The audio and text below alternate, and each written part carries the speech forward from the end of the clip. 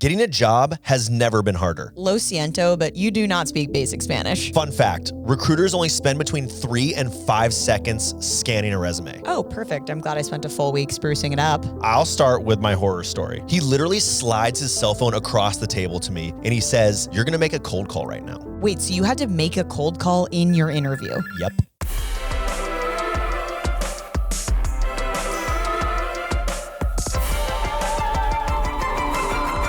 Demoted. Welcome back to Demoted. We were talking job interviews today. We're talking job interviews. Let's just freak on this thing. I'm gonna start with a spooky little job interview story. This is a ghost hunting pod, right? So Yes. let's do it. Yes, and this is a ghost that is of my past, and I've tried to forget about it, but I'm gonna bring it up anyway. So I was early in my career. By early in my career, I just graduated college. Young Ross. I was done playing baseball. I had no hard skills, and I was like, I should obviously go into sales. And I interviewed at a company called Demand Force, not to be confused with Salesforce. Okay. And I go into this little building downtown, and I'm in there, and all of a sudden, this guy takes out his phone, he slides it across the table, and he says, "We're gonna have you make a cold call." No. Dun, dun, dun. No. And I was like, what? And he said, "Here's the number. You're going to call this number and you are going to try to sell our product." Now, I don't remember a lot of what happened in the following minute and a half, 2 minutes. You have to recall, please. I remembered stumbling through it, being like, well, what if saying shit that's so cringy, like, well, what if I told you we could like real salesy shit that you would say when you have no training at all. I had no training. Did you know the product even? Like, Not really. Yeah. Not really. They gave me like a piece of paper with a few bullet points on. Like, I'm not going to say I was ill prepared. I had no idea I was going to have to do a cold call. Well, you got, big cojones. You can handle it, right? I was pouring sweat. Yeah. I was like looking at the phone and I swear I saw a bead of sweat just land on the top of the phone. Oh my God. As soon as that call was done, I was fucked. I knew I was fucked. There was no chance. I went to the parking lot after. It was in a parking structure downtown, like near Moscone. And I sat in that parking structure for 45 minutes and I didn't move. I wrote them an email from the parking lot just apologizing. For being there. For just existing. I mean, I just dismantled myself. That's my biggest fear, I think. I didn't get the job. I'm shocked. I didn't get the job. You might not get the job, I fear. Sorry. Yeah. Job interviews are terrifying. And when there's like a small technical piece, which I don't know if like on-demand cold calling is technical. I think it gets out a little bit outside of behavioral for sure. It was stressful, if anything. Terrified. Yeah. Oh yeah. Stressful. I mean, definitely wasn't technical per se. Like case interviews for consulting. Yeah. Similar. And how's that go down? The biggest fear for me, the biggest thing that I'm so afraid to hear is, we just want to see how you think. Oh. Hang on. I haven't had an original thought in years. Yeah. What do you mean I don't think? My brain's just pots and pans just banging against each other. It's TikTok noises. It's chimp brain sounds. rot. It's animal noises. Exactly. Like, that's it. What do you mean see how I think? You don't want to see that. Yeah. Please. I don't think. So they'll ask these crazy case interviews are like, you can pretty much nail the process of like, you need to know mental math. You need to know like some basic, profit equations and things that you can apply quickly on the mental fly. math, is that just like basic arithmetic you're saying? Which I don't know, of course. Yeah. Right. Like multiplication tables. Like I'm at the table for dinner calculating a 20% tip on my phone, of course. Right. Because like if doing that in my head, double the tax, what do you mean? People ask me like a math problem. I always respond with an answer plus give or take. Of course, I always throw give or take. A give or take. Give or take. Yeah, like I'm not going to do mental math. Could give a good take. I'm not sure. And then they'll give you about no less than 100 facts and figures, and about 2 to 3 of them are relevant. So they're throwing at you like $100 million profit, 50 employees, buildings located in Texas, like all these things. And you're writing notes down. You're like, give me a second. Sorry. Right. And then if you make these assumptions, and then if your assumptions are incorrect, the whole interview is flawed thereafter. And that happens a lot of the time. And it's so awkward. And you're standing there sitting at them and they'll try to get you to get to the answer, at least in the big 4. They'll be like, but remember I said there were 50 employees? And you're like, right. 50 employees. Didn't remember that was relevant. What the hell are they asking? What are they even asking? Like, we're doing a cloud transformation project at XYZ company. Here are some facts about them. And you have to just on the fly be a consultant. Like, think about how to solve the problem and implement it. It's terrifying. I saw a meme the other day. It was like, consulting when you pay millions of dollars for the advice of 23 and 24-year-olds. Completely. Oh, of course. Why are you flying me to New Jersey to solve your business problems? Yeah. You think I know shit about shit? 50 employees, 100 million in revenue. They're doing pretty good. Oh my God. I would transform the shit out of that cloud.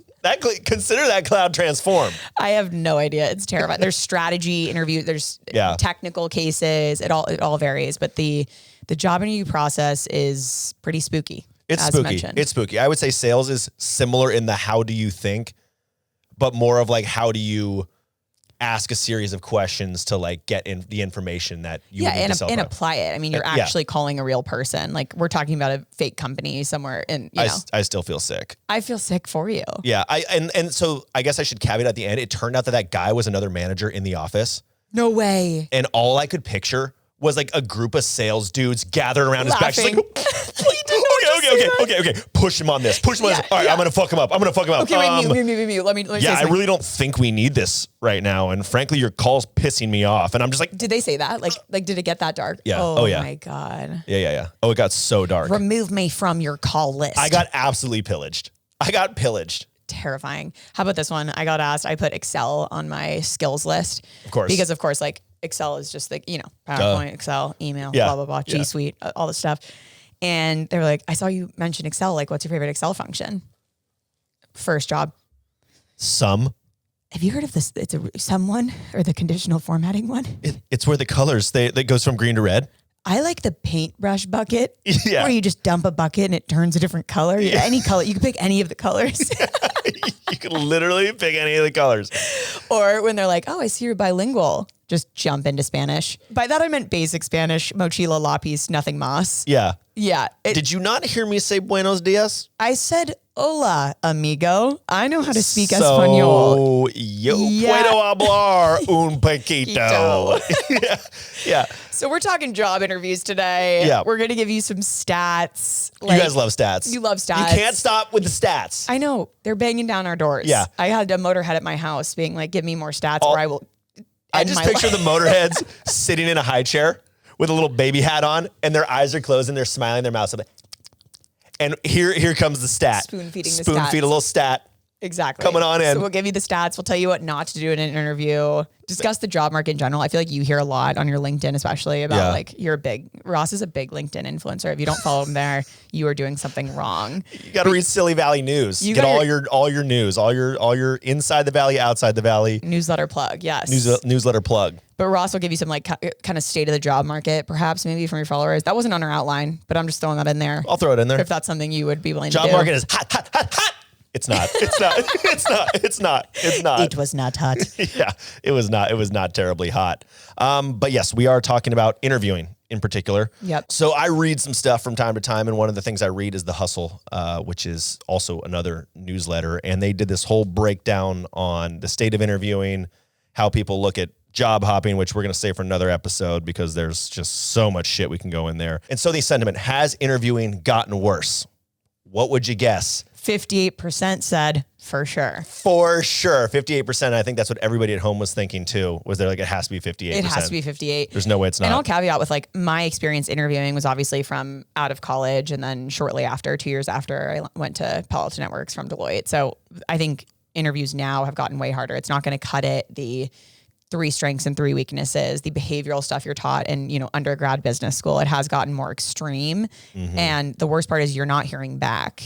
Right. You can pour time and hours and effort into these things and it's just radio silence. Yeah, it's crazy. In the timeline to hire someone, like the whole process has just gotten longer and longer and longer. And we've got more technology involved. We've got more applicants than ever, more qualified applicants than ever. I mean, the technology in and of itself has just allowed people to apply to 100 jobs at once. Yep. 200 jobs at once. And still a human's got to like go through these. And sure, some of them have systems to throw some of the trash resumes out, but like, obviously that extends the time recruiters need to go through and pick out the best ones. And then, like you said, people are getting ghosted. There's also a phenomenon on the other side. Candidates are now ghosting recruiters. And really? So it's, it's interesting. It's I don't see that side at all. I don't see it, but there's like a huge movement about, I mean, I would never. Is it for like engineers? It's like anything. People just like start to go through the process and they either find another job or they're like, fuck this sucks. Like I'm being treated with disrespect. Fuck them. I'm just going to stop. Is the power, if you had to pick, in the hands of the employer or the recruitee? What is it? Candidate. Recruiter or candidate. So the word would be candidate. The word would be candidate. It's in the power of the candidate. You do think that? No, I don't. Not right now. Oh, you were just saying candidate is the word. I was saying candidate's the word, you dummy. Yeah, got it. Okay. Yeah. Okay. It's definitely in the hands of the employers right now, unfortunately. We had some quotes also pulled from this Hustle article. Even after multiple Zoom interviews, I just never hear anything back. It's like the planet is being run by naughty children.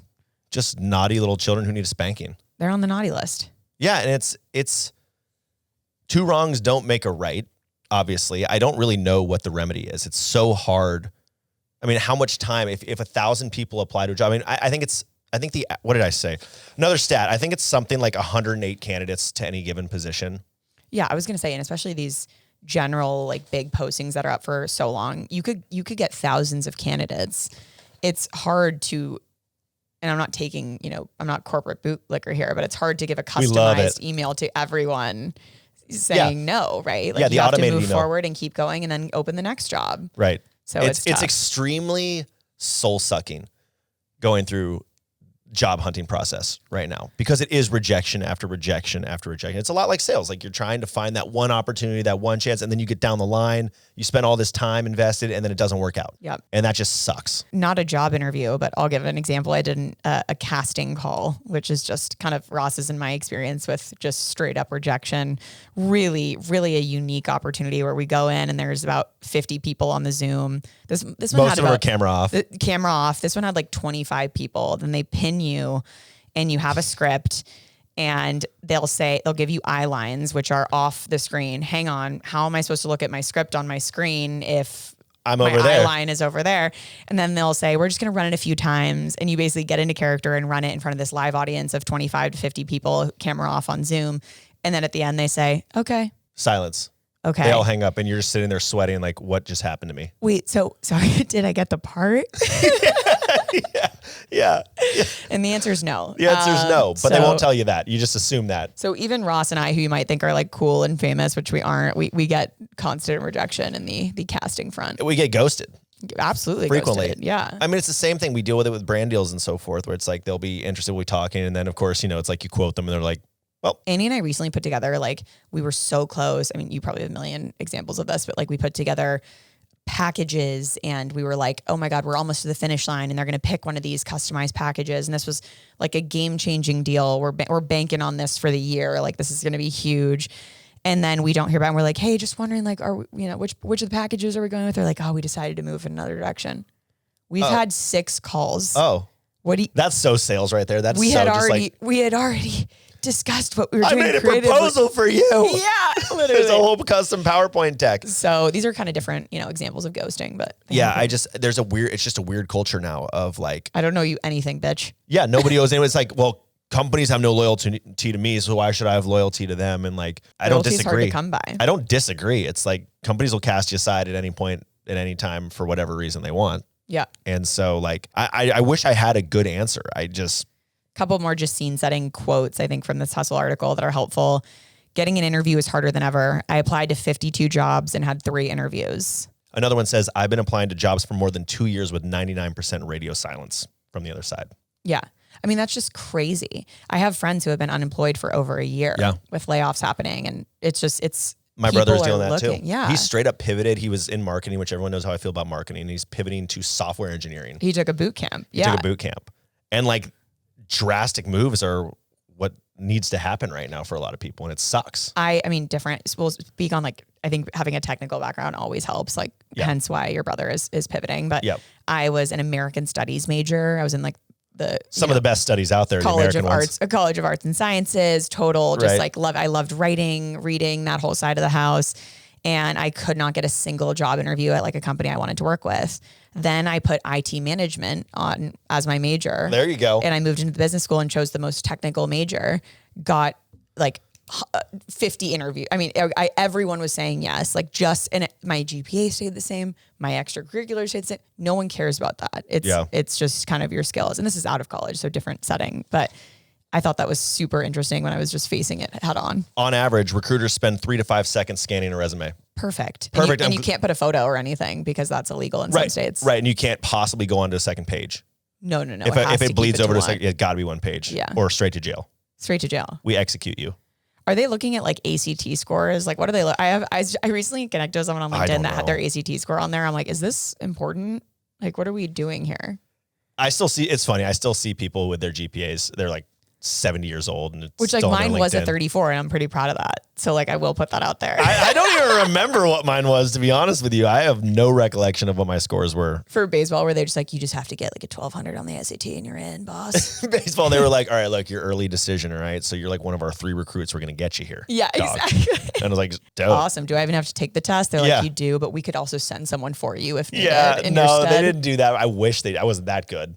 They do that. They do not that. for me. Yeah. They didn't do that shit for me. Crazy. I'll say that. Okay, so let's hypothetically say you have applied for a job and gotten to the interview phase, which is hard. Yep. You know, assuming you're not ghosted, you haven't counter ghosted, no ghosting happening. You are going to be in an interview. Let's talk about some tips on how to crush it. Of course, again, caveating, we don't know everything, but these are our tips and what we hear kind of has worked for people, our followers, and things that we feel are important when we're interviewing employees for even our companies. So tell me about yourself.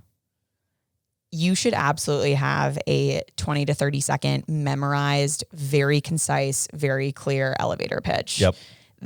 If you're rambling and you're just going off the cuff and talking about this and my family's from Palo Alto and we do X, Y, Z and blah, blah, blah. Oh, and I have a dog. And and actually, well, I do enjoy playing pickleball with blah, blah. Okay, hang on.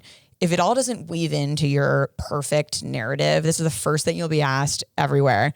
You have to find a way to stand out, and rehearsing is smart. Yeah. Like, look in the mirror and be like, is this interesting? Am I interested by myself?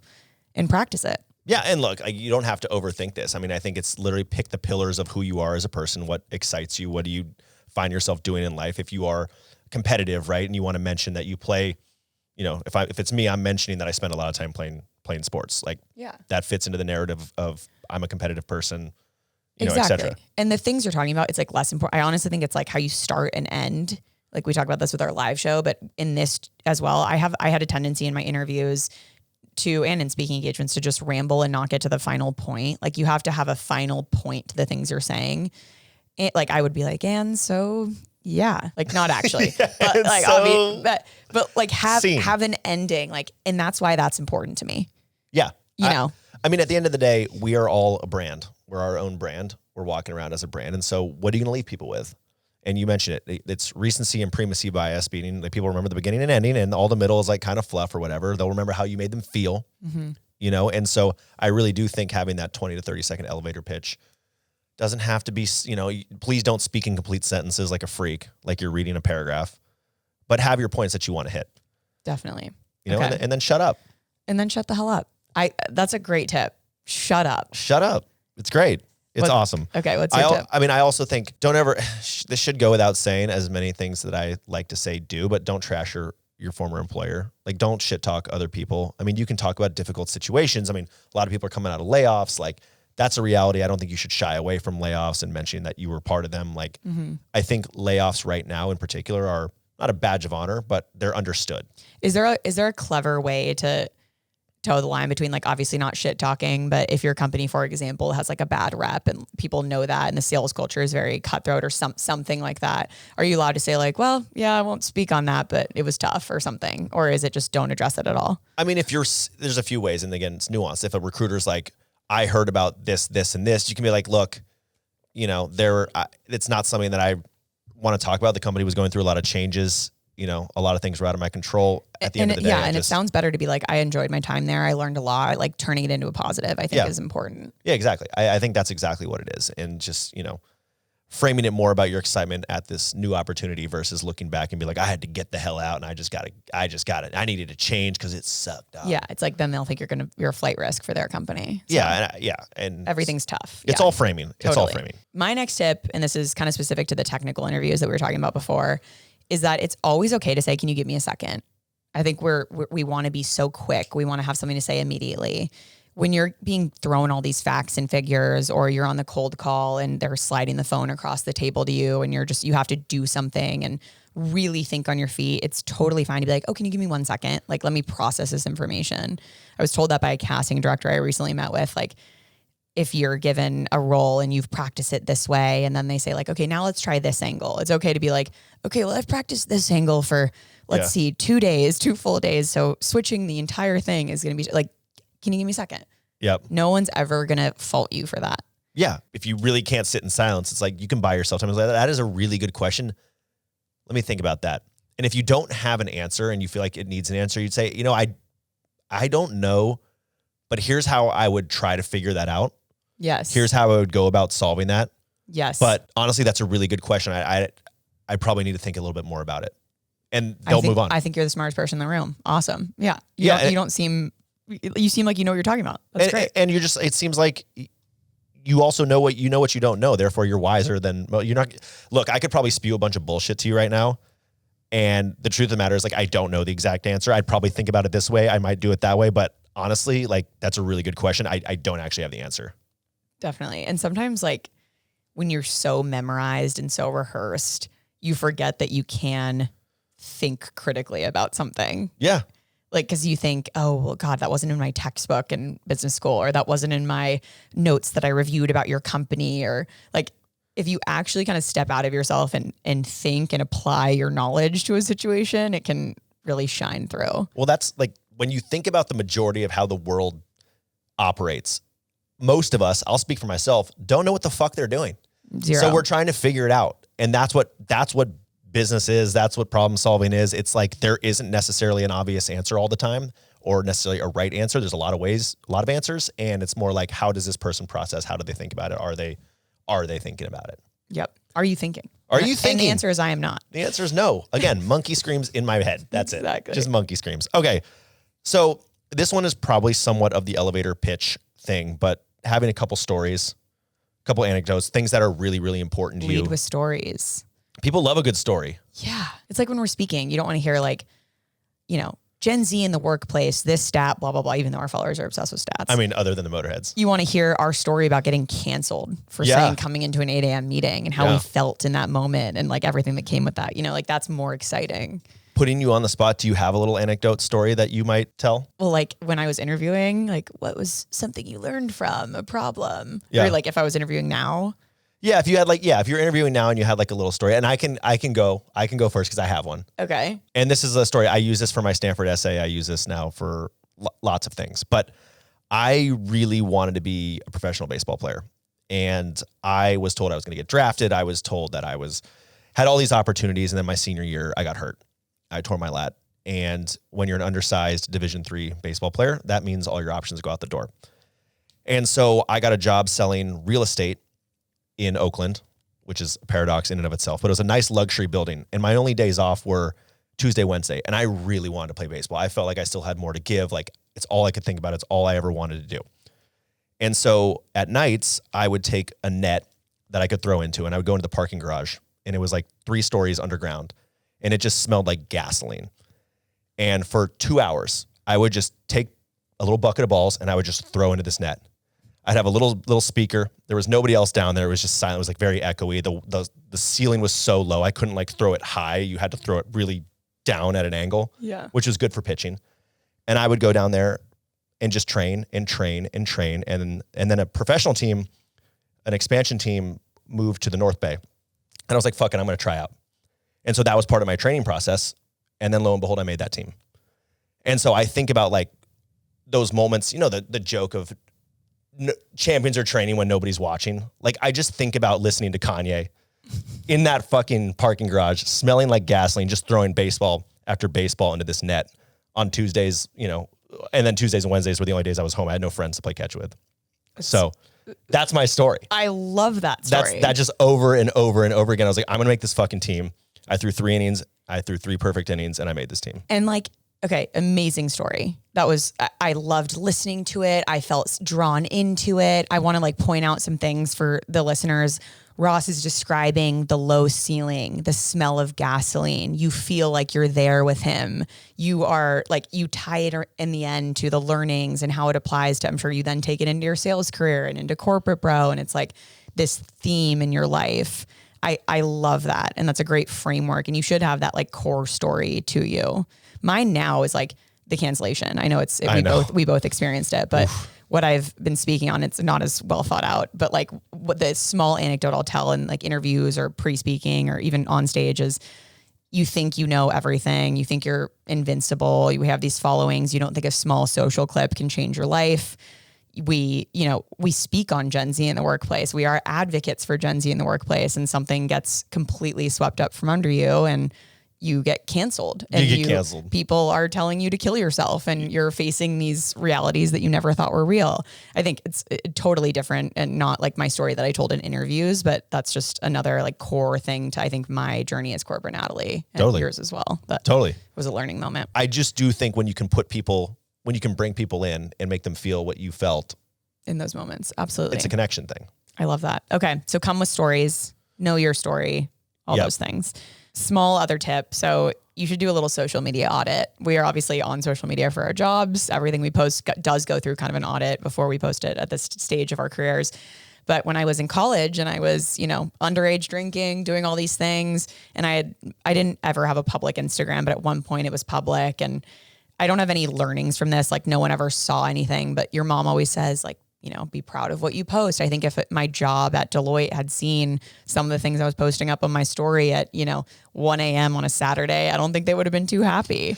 And where the Addie at? Yeah, literally. Hashtag all-nighter. Literally. Like me, hashtag. Me in the library working hard. Late nighting with my friends. Sipping a beer in the library. So yes, know what you're putting out to the world. Everyone can find everything. Yep. Be private. Even if you are private, be proud of what you're posting. The last one I'll say, and this is sales specific, is you got to go for the close. And this is so uncomfortable for so many people, and I don't think it plays in other roles. But I would say something along the lines of, look, so-and-so, I know we've only had 30 minutes here, and that's not a lot of time to get to know someone, but based on what you know today, do you have any reservations moving me forward to the next round? And then you go silent. That is terrifying to me to think of, but it makes so much sense. You're applying to be a salesman. Why don't you sell yourself? Sell yourself. Go for the close. Why don't you close it? And if you do have any reservations, I'd love to take the last couple minutes here and address those. Oh my God.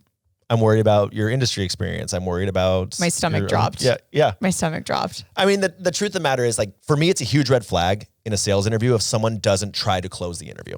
And that's a known thing. That's a known thing. For the sales profession. You should always try to close. You should always try to close. And it's the way I say, I know it feels really uncomfortable, but the more you practice it, the more you're just kind of like asking for things in life, you realize how it unlocks another level of being able to ask for anything in your life. If you have the confidence to do that with a stranger who's ask for shit. Yeah. Again, you don't get what you don't ask for in life, and it translates to other things. That's a great tip. And I think it can apply outside of sales. Would love to know your reservations it's only been a short time. With moving me forward. Is there anything else like an answer to ensure? The problem is a lot of times people are so nice, and it takes some recruiters off guard so badly. They're like, no, thank you. This was awesome. And then you never hear back again. Well, You're but at least you tried. Yeah, for sure. And they can, sometimes they'll say like, that's out of my hands. There's a lot of different factors, and that's a fine answer. But or you'll get a chance. You've tried, and they're like, wow, this kid literally put me on my heels. Yeah. Awesome. Yeah. Bonus tip, kind of a random side note.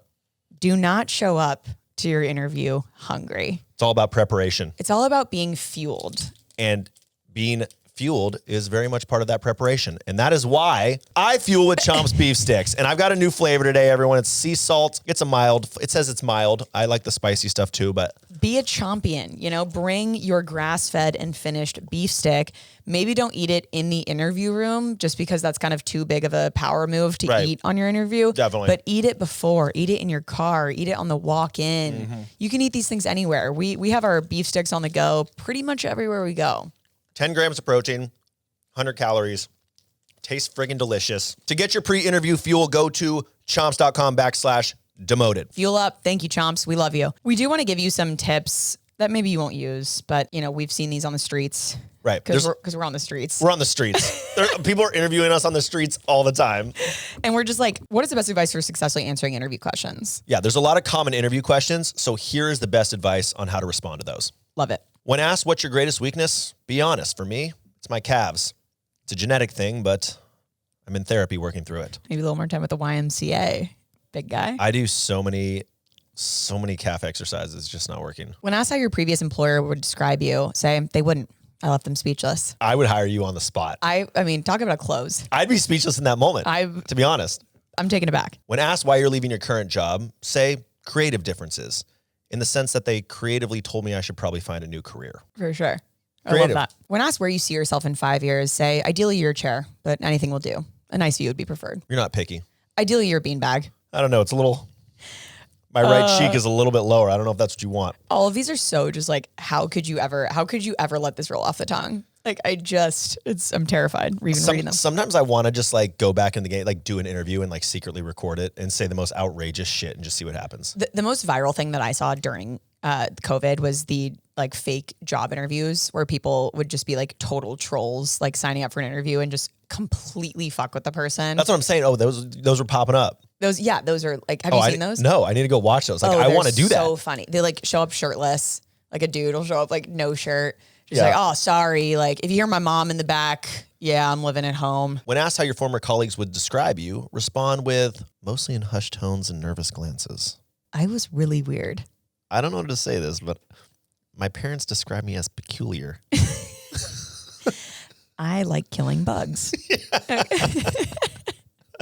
That part of there's way too much truth in all of that. Can we let's move on. When asked what makes you unique, show them that weird little third nipple you have. Or a birthmark, whatever you want to call it. Yeah, it's not weird. First of all, a lot of people have it. A lot of people have it, okay? It's not that weird. Yeah, like, and you guys think it bothers me. It doesn't when you make fun of it. No, it's not technically a nipple. No, I like swimming in a long sleeve shirt. Okay?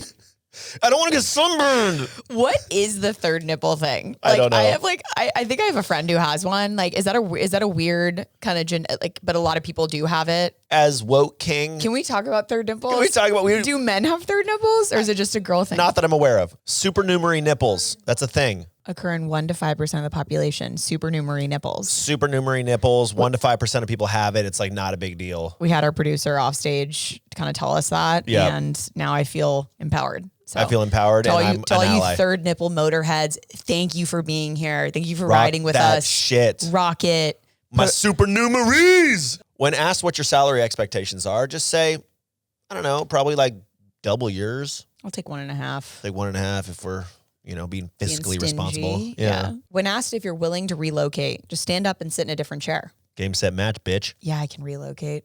It's easy as that. So do all of those. Let us know how that goes. That will work. That will for sure work. Should we do a little promo demo? Let's transition to promo demo. Promoter demoted for all you new motorheads. Do you like it? Do you not like it? Yeah. Are we upvoting or are we downvoting? Our producer gets super high one night and writes everything he's ever thought of. Everything you can think of. And there's a very wide range and we'll just talk about it. It's a smorgasbord of options. It gets very, very diverse. So yeah. Okay. Promoted, demoted, culture fit interviews. Promoted. Is that kind of where they take you out, booze you up, meet everyone? Yeah. You're like, would I want to booze with this person? Would I want to like be friends with this person? Yes, however, not to go full woke king back on you again. The problem with these culture fit interviews is that they just promote likeness bias in a huge way. And I'm sorry, sometimes my likability is better than my brain. All right. Yeah. Sometimes I'm more fun to drink with and talk about technical issues. Yeah. No, and that's totally fair. I don't think they do these types of interviews also for roles that are like very skill based, like engineering and right. Or maybe they do, but I see. They're like, does he like dark rooms? Does he like wearing his hood up? Does he wear the same hoodie at least 4 days a week? Yeah. I just coded with Matt the other night. He was teaching it so me how fun? to code. It was so fun. You forget a parenthesis and the whole thing's fucked. We did Vim Tutor for anyone who's curious. That's dope. I don't know what that is, but it sounds important. You're not a fucking coder. Yeah, I'm not a fucking coder. No, okay, I think culture fit interviews, I guess now I'm yeah, they're just incredibly flawed and they promote likeness and then you lose out on diversity of thought and so forth. And it's like, it should be a meritocracy and everything should be about how good is someone at their job. But okay, here's the point. Yeah, that's good. Do I like working with someone? That does kind of like matter about my happiness. So you're with these people for like 40 to 60 hours a week. Like, yeah, I hope I like them. I'm going to do a culture fit interview if I've got 2 exactly equal candidates. Perfect. How about that?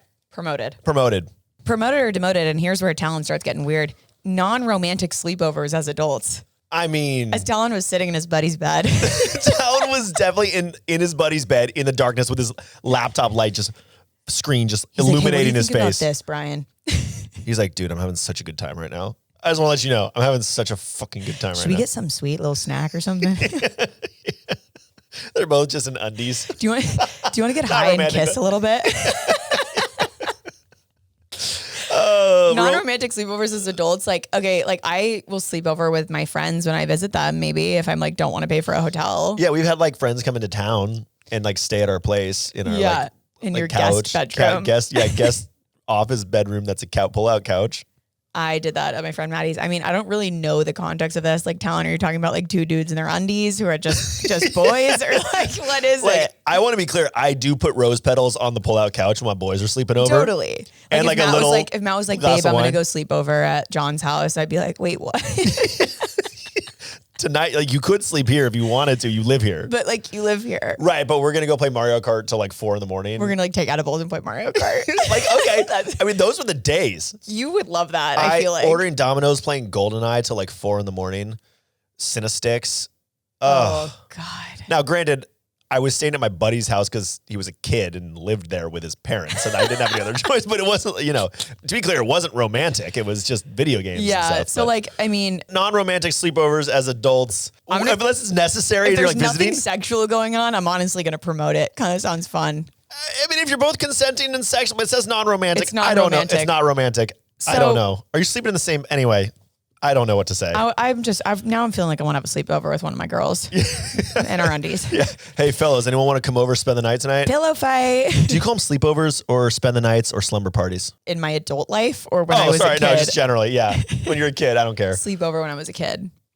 Now it's like, can I crash at your place because I'm a grown adult? Chill if I crash. Yeah, is it chill if I I would call them spend the nights, and I got ridiculed for that. Well, that's weird. That's because you're a weird kid. Spend the night. And no one It's a lot invited of you. No one spend invited you for a does sleepover. night. Yeah, that's probably why. Okay, promoted, demoted, International Left-Handers Day. Which is obviously August 13th, which is The release date. this is today, getting International released. Left-Handers Day. Promoted, baby. Hard promoted. You got two Southpaws here. Put in the lefty. Go to the lefty. As Ross was telling a story about throwing in the basement, it's just the left. Just friggin' ripping it. Just ripping it with the lefty. Yeah, promoted. I Hard love promoted. being a lefty. 15% of the population. Always a fun fact. It's only 15. 15. Wow. Yeah. Crazy. Promoted or demoted? Silicon Valley sex parties. If I could just cop the invite one time, it'd be a hard promote, but It's weird that no one's invited us. it's so weird. That event we went to was kind of like a sex party vibe. It was like if That we'd stayed dinner any party. longer. If we had stayed any longer. I swear to God, someone would have taken their pants off. Yeah.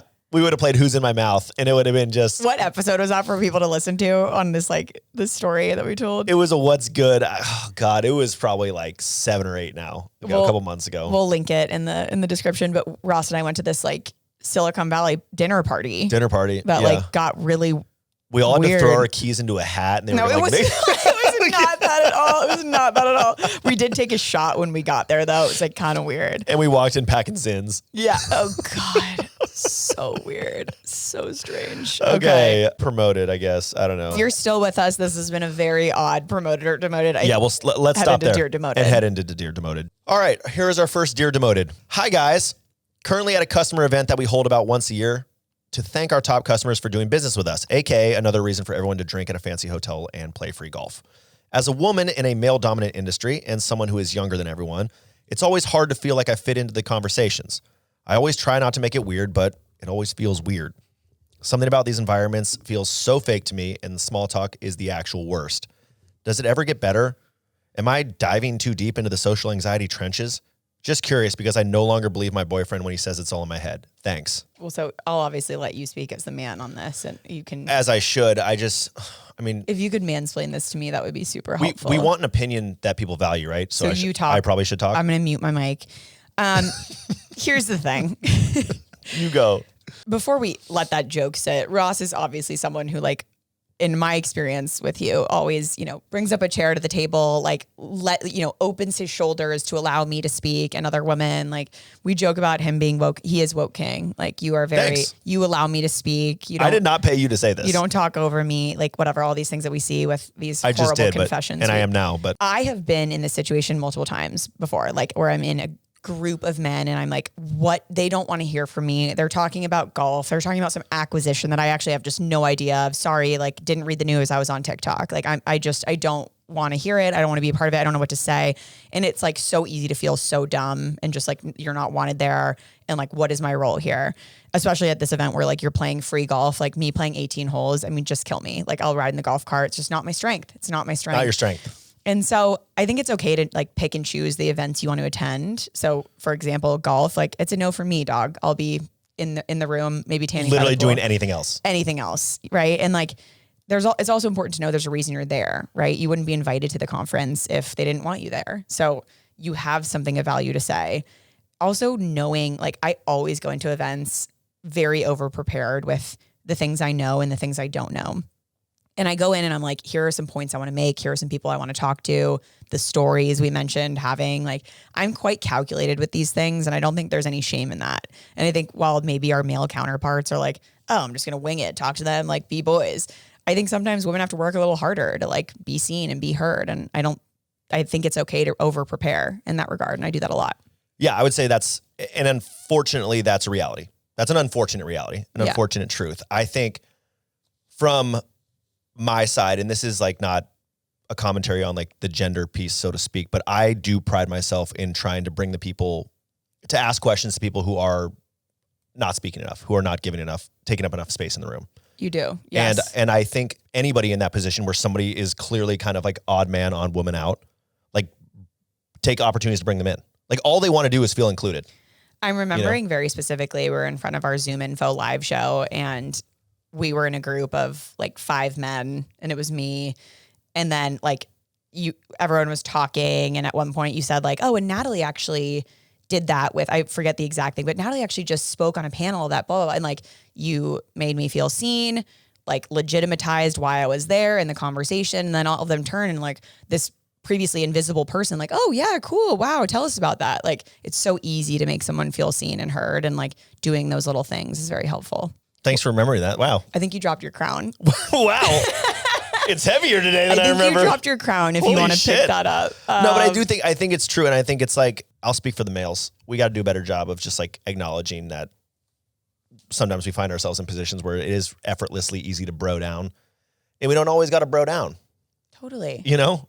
Totally. Bring the people in, bring them along. And there's always time to bro down. There's always time to bro down on the golf course. I won't be there. To hammer home like one of your primary points here is I think this person also just needs to like believe in themselves a little bit. Totally. Like have some confidence, you're there queen. for a reason. Have some confidence. Yeah, that's the thing. Whether your boyfriend's telling you or you're telling yourself, like you are amazing and you belong there. Yeah, agree to agree. The next, Dear Demoted, I'm going to read to you, Ross, maintaining top of the leaderboard. Oh, yes. Hi, gang. Just started listening and not sure if you've done this, but I would love to hear your thoughts on maintaining #1 spot on the leaderboard, how to handle the pressure and how to handle when you fall off the leadership board, and how to freshen things up to make sure you get back to the top. Thanks so much. Okay. So for everybody out there, if you don't know, sales is a constant leaderboard. They'll be on TVs. They'll be in the Salesforce dashboard. They're all over the place where you can see how much revenue people have closed and you're stack ranked. That's how it goes. It's hyper competitive. That just is what it is, and therefore very stressful. I would tell you the people who worry the most about being on the leaderboard are the people who are not on the leaderboard as much. You know, sales is a process game. You got to do all the little things as well as you can all the time. And hopefully when you do that, things shake out in the best possible way. So I would be plagued by the competition. It's crippling. And seeing it in front of you. It's absolutely crippling. At my consulting job, I was able to tell this like BS story about like how much value I'm bringing and blah, blah, blah. But if it was actually ranked on a board, I'd cry. You'd walk in and like when people close deals and it gets processed through the system, the TV would like do some crazy animation. You'd see that person's face come up and it would be like, no Ross way. Pomerantz, like $50,000, like Acme Technologies. Like, and no way. And then people, and then it would go through this like thread and everyone would be emailing you like, congratulations. Cause you have like your closed one channel. Slack channel's going off. Yeah. The manager sends, I just want to let everyone know Ross just closed a huge deal. He worked in the champion and brought things up to whatever stream and closed blah, blah, blah. You should try to be more like Ross, blah, blah, blah. And everybody's coming over, like everyone's like low key not stoked for you because they didn't close a deal. And but their position falls. Right. Yeah. And you see yourself move. Anyway, I would just say focus on controlling what you can control, period. And like the leaderboard, if you're a frequenter of the leaderboard, you should know, and you do know, that focusing on the leaderboard is just a waste of energy and time. Good tip. Work on the process, freshens things up, like to freshen things up. This person signed their name, which is a first, Sophia. Thank you. Sophia, Good luck. Don't worry about it. You're probably at the top. You're probably at the top again. Things ebb and flow. You just got to realize you're not always going to be there. But Sophia, I would be plagued. I would be looking at the leaderboard every day. It's hard now. So it's so much easier said than done what I'm saying. But should we read a review to feel better about ourselves? Let's read a review. But we do this to encourage you guys to leave reviews, right? Because you might get a shout out just like Fick HVLJ Bad NQD did. Holy shit. I was about to say that back to you, and then you went kidding. 9 more characters. No, I wish I was kidding. Relatable, 5 stars. As a 30-something-year-old tech sales VP, it's literally impossible to find relatable corporate podcasts that are also funny. I started following both Ross and Natalie, both during the pandemic, and I've been hooked ever since. Shout out to Sales Are Dope, 10 out of 10. Let's go. Let's go. When Ross and Natalie finally combined forces, I knew it was going to be great. While the banter on the pod hooked me, it's the authentic corporate candor that's kept me coming back to every episode. I love the honesty of the work-life balance episode, but I'm also here for the ridiculous SKO stories, so keep them coming. Despite being married with 3 kids now, these stories take me back to an early sales days and are so relatable and hilarious. Maybe someday I work up the courage. I'll write it into Dear Demoted. Great job, Ross and Natalie. And on that note, definitely write into Dear Demoted. Definitely write into Dear Demoted. Thank you for that review. That is truly a novel, which is very rare for sales folk. Really rare, really thought out. Like, this guy has 3 kids. He's sitting in his home office, just like, 30-something VP, so like kind of crushing the game. Beast. We appreciate it. Thank you so much. Please leave us a review always. Before we do our full CTAs and are pleased to twerk it for subs. Yeah, twerk it for subs. Should we do a quick what's good? Give the followers a little tea on our... Yeah, okay. We want to let you into our personal lives. Like, if you've gotten this far, you're going to finish out the next 3 minutes and 47 seconds. Totally. So we're going to give you a quick what's good. Natalie, what is good? Really exciting. I got a keratin. Okay, for those girlies on the pod listening, I have... got a keratin? I have really, really curly hair. Insane. It's unmanageable. It's frizzy. I just went to Kauai and it looked terrible the entire time because I got out of the pool and immediately it's this on my head. Frizzy, curly nightmare. You've never seen it because I'm so manicured in front of you because I put on such a show. I'm the complete opposite. For you and Becca, I see you at your worst. You see me at my absolute best. But I got a keratin. And so... You got a keratin. I thought keratin was like powder you put in your coffee. It's like, oh, I'm having a keratin drink because it helps my nails and my hair. That would be collagen. Close. Okay. But keratin is a treatment you get on your hair that helps smooth it out. So collagen, keratin. So it's looking extra flat and smooth to all you motorheads. It is. I feel dumb. Keratin, collagen. Close. Gelatin. I also did a closet clean out. 10 industrial size hefty bags cleared out.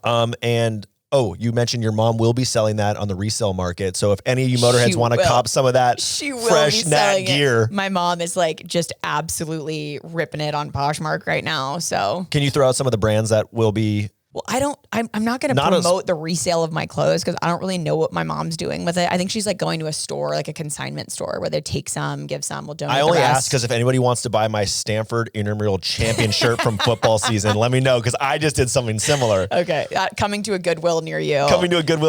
What's good with you? What's good with me? Such a good question. And I was totally prepared and I wrote it down and forgot. I went to dinner with my dear friend Rohan, who you know is Raj. Yes. Our former roommate Raj, with his mom. First time in the States, lives in India, in Delhi, to be specific. And she spent, I shit you not, 2.5 months living in Rohan's 1-bedroom apartment. Yes. And for 40 of those days, Rohan's dad was also there in the apartment with them. In a 1-bedroom. This is crazy. Rohan makes a shit ton of money also, right? He's doing great. Rohan does great. He's living down in Barcadero. He's got a nice little view of the bridge. He's sleeping on the floor while his parents are in his bed. What a guy. I'd be like, Mom, Dad, you're getting a hotel. Absolutely. Deal with it. I don't care. You ain't staying with me. I'll pay for the hotel. I don't want Literally you in my get space. out of my house. Totally. Get out of my dwelling. I guess Rohan has gained 18 pounds. His mom cooks every meal. He says he has food now saved for the next 2.5 months. It's all frozen. And his mom's like, it's only a week. It's only for a week. And you just know it is just so much food. God, he's just laying on the floor getting fatter. Yes, he is. He is. Okay, that was for us. All right, let's send these people home. Yes. Send them out on their way. Packing. Thank you again for listening to this episode of Demoted on interviewing. As always, like, comment, subscribe. Beat the living shit out of that like button. Take it out back. Put it down. And hit us on YouTube. Leave a comment. something tasty, something nice. Share the pod in your Slack channels. Be like, guys, listen to this, obviously off work hours. Yeah. Love this thing. We need more motorheads. Great advice. We need more motorheads. Share it with your friends. Yes. Leave us a review. We'll read it. Contact at Demoted Podcast if you need career advice or if you have crazy stories, shit we need to talk about, please send it to us. And as always, tune in next week on Demoted.